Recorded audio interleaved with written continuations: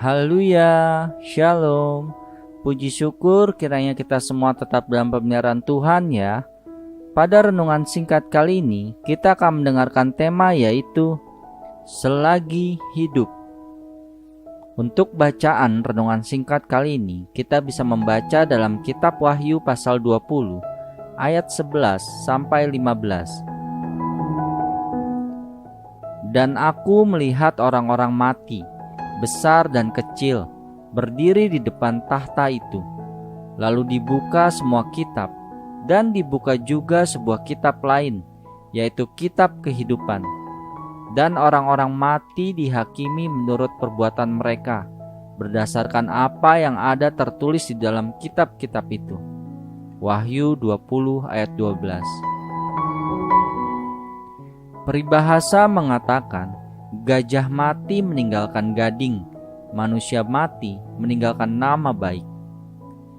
Ketika orang dipanggil Tuhan atau meninggal, pasti meninggalkan kesan bagi orang-orang yang ditinggalkan, baik itu keluarga atau kerabat, teman, atau orang-orang sekitarnya.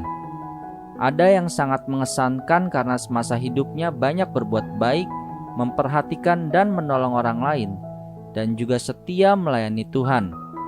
Tetapi ada juga yang justru meninggalkan kesan negatif, jahat, kikir, cerewet, sering bolos ibadah, dan tidak jujur.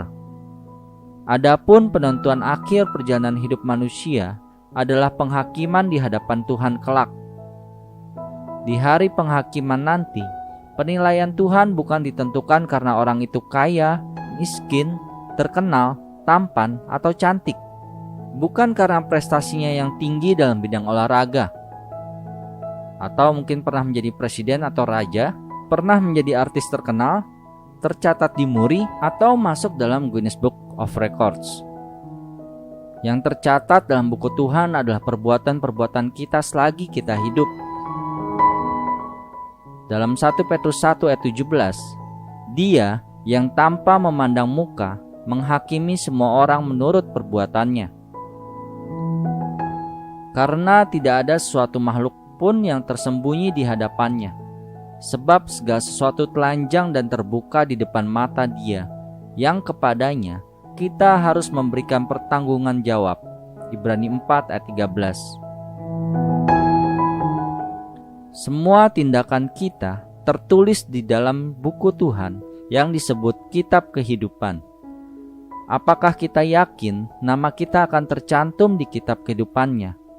Di hari penghakiman nanti, mungkin kita akan dibuat terkejut melihat orang-orang hebat dipermalukan, sementara orang-orang yang kecil, yang tak ternama dan dipandang remeh, namun selama hidupnya mengasihi Tuhan dan setia sampai akhir, mereka diangkat dan dimuliakan Tuhan di sorga.